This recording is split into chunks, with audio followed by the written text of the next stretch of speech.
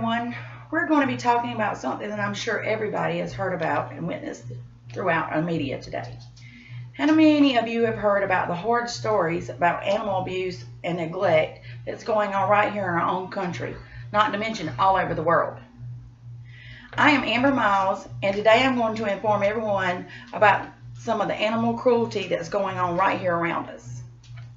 Only a few months ago, I saw on social media about these two dogs being duct taped around their mouth, and it looked as if they hadn't eaten in a week, just because their owner didn't want to hear them bark anymore. This is an example of the things that I'll be covering today and some of the things that we can do to stop animal cruelty. First, I will talk about an article I read on abcnews.go.com on July 9th, 2016, titling, "Florida Man Charged with Burning Bunny That Bit Him." Authorities says that the man intentionally set his pet bunny named Thumper on fire. Witnesses claim that the man had been bitten by his pet bunny, and a few moments later they saw the bunny running across the yard on fire. I'm going to show you a pet bunny, and let's just think for a second. Who would want to set this poor little creature on fire?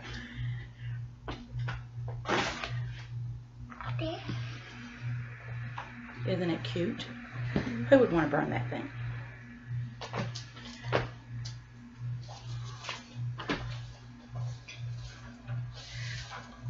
Did this bunny deserve this because he bit the man?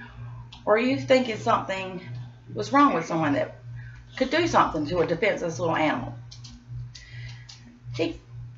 What's some of the examples that he could have done to, maybe not burn the bunny? He could have simply turned it over to animal control, or he could have given it to a loving family who had time and love that they could have given the bunny to taught the bunny something other than the aggressive behavior that it had. Most animals can be taught and trained to love and not show aggression. Second, I'm going to talk about another incident I read on the abcnews.go.com that happened in Rock Hill, South Carolina on July 4th of 2016, just a few days before the bunny incident. Police arrested two men by monitoring social media, watching a live video of the two men pelting dogs with fireworks while the dogs were claimed chained in a backyard. Investigators say that the men threw dozens of fireworks at the dogs, even in the shelter that the dogs ran to get away from the fireworks. Animal control took the dogs, noting that they appeared injured and needed veterinarian care.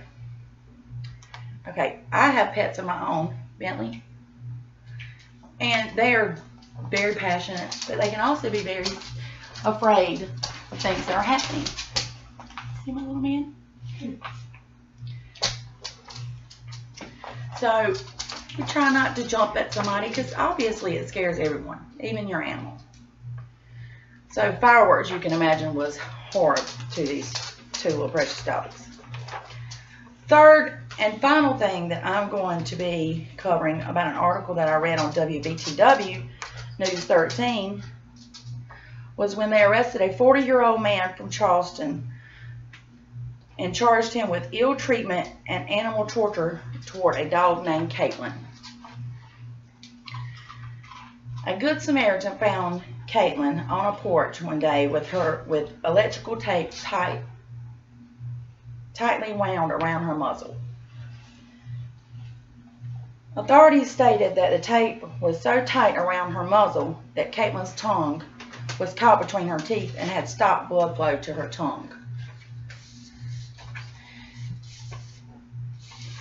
Officials predicted that Caitlin's muzzle had been duct taped for at least 36 to 48 hours, meaning that she was malnourished. They were really afraid that they were going to have to cut her tongue off, part of her tongue off, and had to introduce her back to foods. Okay, now that, how many of you have found these facts and heard these heart-wrenching things that I've just covered? Do you remember us talking about the burning bunny? Or the two men throwing fireworks at the dogs, and even the poor dog that had her muzzle duct taped? Let me inform you of a few things you can do to prevent this type of behavior shown by people. The first thing to know is to be sure you know what is going on with the animal and what animal laws we have.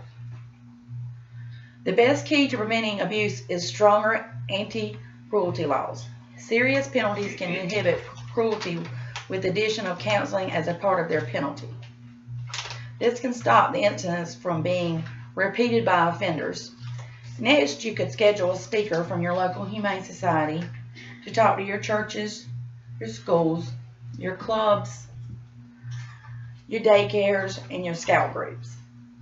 Another thing you could do is set up a brown bag lecture series at your office that are conducted by a humane agent on pet care, basic behavior solutions, and animal welfare issues.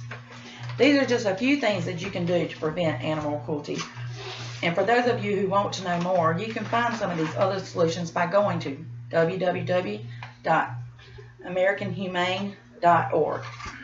Thank you all for being here today, and I hope I have helped inform everyone on how to help prevent animal cruelty. Thank you.